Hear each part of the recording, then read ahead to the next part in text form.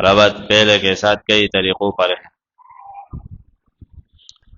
پہلے ایک طریقے سے ترغیب دوزخ جنت کے طرف، تو اب جنت کے حالتیں اور یہ کہ صحیح محنت کرو، کیوں عاملۃ ناصبہ، محنت کا ذکر لیکن صحیح محنت، بہت محنت والے تو پریشان ہوں گے، کچھ ہاتھ نہیں آئے گا۔ تو پہلے تزہید من الدنیا آخر میں، اب اس میں ترغیب الی الآخرہ، اور اس صورت میں بشارت اخروی کیوں، تاکہ دنیا سے بے رغبتی حاصل ہو جائے، جو پہلے صورت میں تھا۔ پہلے صورت میں فلاح اجمالا قد افلح من تزکا، تو اس میں فلاح کی تفصیل ہے جو جنت کے نعمتیں۔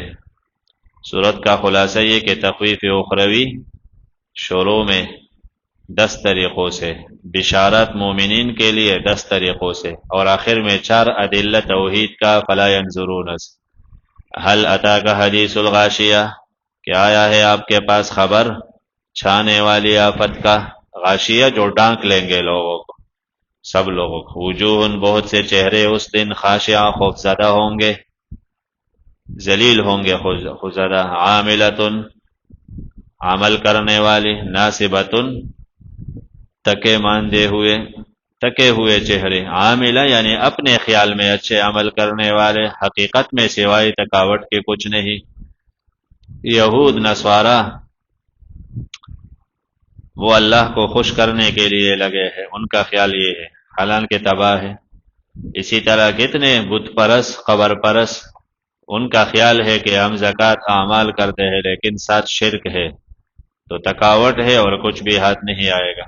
ہر عمل جو شریعت سے ہٹ کر ہے وہ تکاوٹ کے سوا کچھ نہیں، اخلاص نہیں عمل میں تو وہ صرف تکاوٹ ہے، بدلہ نہیں ہے۔ تو کتنے روزہ دار ہے، لیس لہ الا الجوع، سوائے جو کے کچھ ہاتھ نہیں آئے گا، کہ وہ روزہ ہی نہیں، اور کتنے رات کو قائم ہونے والے، سوائے تکلیف کے کچھ ہاتھ نہیں آئے گا۔ تسلان شریعت کے نظر میں عمل ہو تو شریعت کے برابر، تب فائدہ ہے۔ تسلا نارن حامیہ، داخل ہوں گے گرم آگ میں، حامیہ گرم دکتی ہوئی آگ میں، تسقا پینے کو دیا جائے گا، من عین آنیہ گرم چشمے سے، کھولتے ہوئے پانی کے چشمے سے، نہیں ہوگا ان کے لیے طعام کوئی کھانا الا من ذریع، مگر سوکھی گھاس جو خاردار ہو، زری گھاس جب سوکھ جائے اور کانٹے دار بھی ہو، اس میں کانٹے بھی ہو، خار بھی ہو۔ زری وہ گھاس ہوتا ہے، کچھ پودے ایسے ہیں جو زمین کے ساتھ بالکل چمٹے ہوئے، ان کے پاؤں نہیں ہوتے، اور انتہائی کٹا ہوتا ہے، جانور بھی نہیں کھاتے، اس میں کانٹے ہوتا ہے، جب وہ خشک ہو جائے اس کو زری کہتا ہے، لیکن یہ دوزخ کی زری ہے۔ لا یسمنو، نہ موٹا کرے گا ان کو، ولا یغنی من جوع، اور نہ دور کرے گا بھوک، نہ بھوک ختم ہوگا اس سے اور نہ صحت بنے گی۔ بہت سے چہرے اس دن نائمہ، حشاش بشاش، لسعیہا اپنے محنت پر راضیہ خوش ہوں گے، محنت کو دیکھ کے ان کے ثواب تو خوش ہوں گے، ناصبہ نہیں ہوں گے۔ فی جنت عالیہ، بالا جنتوں میں ہوں گے، نہیں سنیں گے اس میں لاغیہ کوئی لغو بات، کوئی خفگان ناراضگی کے بعد، اس میں چشمے ہے، جاریۃ جاری، اس میں سرور تخت ہے جنت میں، مرفوعۃ اونچی رکھی ہوئی تخت، بہت اوپر اوپر تخت ہوں گے بلند، واکواب موضوعہ، اور ساغر کوب ہوں گے، موضوعۃ قطار سے رکھے ہوئے، موضوعہ رکھے ہوئے، جنت کے ترتیب رکھنے والے نے، خدام نے ترتیب سے رکھے ہوں گے۔ ونمارق مصفوفہ، اور گاؤ تکیے ہوں گے، مصفوفہ قطار میں لگے ہوئے تکیے ہوں گے، وزرابی، اور فرش، مخملی فرش، ریشمی فرش، مبسوسہ بچے ہوں گے۔ تو یہ ترتیب ہے، اپنے گھر میں بھی ایسے ترتیب بنا لے، جنتی ترتیب بنا لے، یہ نہیں کہ قمیص ایک جگہ ہے اور موبائل کے چارجر ایک جگہ ہے، تکیہ کہیں اور پڑا ہے، تو اس ترتیب پر رکھ کے، جنت میں ہی ترتیب ہے، یہ اچھا ترتیب ہے۔ افلا ينظرون الى الابل کیف خلقت، کیا دیکھتے نہیں یہ لوگ، الی الابل اونٹ کے طرف، کیسے پیدا ہے وہ، آسمان اونٹ ہے، تو کچھ جانور ایسے ہیں جن کے لوگ گوشت کھاتے ہیں، کچھ ایسے ہیں جن پر سواری کرتے ہیں، کچھ ایسے ہیں جن پر بوجھ لاتے ہیں۔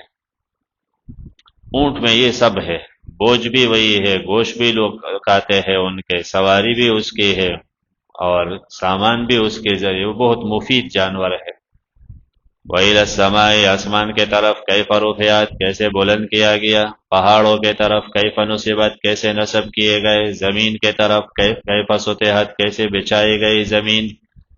تو یہ چار چیزیں ذکر ہے، توحید کے دلائل یہ چار اس لیے کہ عرب میں اکثر اونٹ چرانے والے اور اکثر سفر میں ہوتے، تو ہر ایک کے سامنے پہاڑ، تو ہر ایک کے سامنے اور ہر ایک کو میسر ہے، یہ اونٹ سامنے ہے، جانور سامنے، ان پر غور کرو۔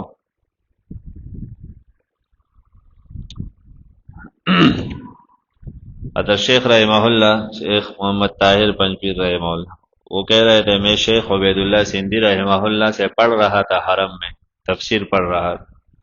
عبید اللہ سندھی رحمہ اللہ ان کو انگریزوں کے کہنے پر اپنوں نے نکالا تھا، تو وہ پھر حرم گئے تھے اور حرم میں بیٹھ کے درس دے رہے تھے، کافی عرصہ وہی پہ رہے۔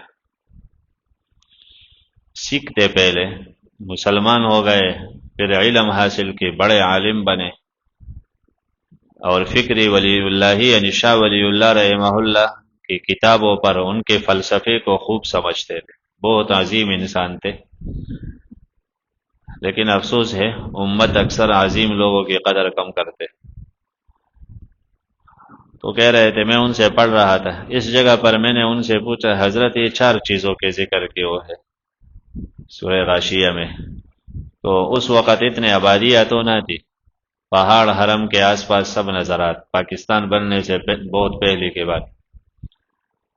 تو کہا سندھی رحمہ اللہ نے مجھے کہا اوپر دیکھو، میں نے دیکھا، کہا آسمان ہے، کہا نیچے، میں نے نیچے دیکھا زمین، کہا سامنے دیکھو، تو سامنے پہاڑ بھی اور ایک عربی کے پاس اونٹ بھی تھے، کئی اونٹ تھے وہ لے کے جا رہے تھے، تو کہا پہاڑ بھی ہے اور اونٹ بھی ہے۔ تو یہ ایسے دلائل ہے کہ 24 گھنٹے ہر وقت آپ کو میسر ہے، اس میں غور کرو۔ وَإِلَى الْأَرْضِ تو چار چیزوں کا ذکر۔ دوسرا یہ ہے کہ چار صفات ہے جو داعی کو چاہیے۔ اونٹ میں انقیاد ہے، اونٹ کتنا طاقتور ہے لیکن اس میں سادگی ہے، انقیاد ہے۔ 100 اونٹ ایک بچہ اس کو آسانی سے لے کے جا سکتا ہے، تو تم منقاد کیوں نہیں بنتے ہو؟ اونٹ تو تم سے طاقتور جانور ہے، اللہ کا منقاد بنا۔ اسی طرح آسمان نفع رسانی کے لیے وَإِلَى السَّمَاءِ كَيْفَ رُفِعَتْ، آسمان نفع سب کو رہتا ہے، اس کے نیچے کتنے مخلوق ہے، جانور ہے، تو تمہارا نفع عام ہونی چاہیے۔ پہاڑوں میں استقلال ہے، اپنے جگہ پر استقلال کے ساتھ ہے، کب سے ہے اور ایسے ہے، تو داعی کے اندر استقلال ہونے چاہیے۔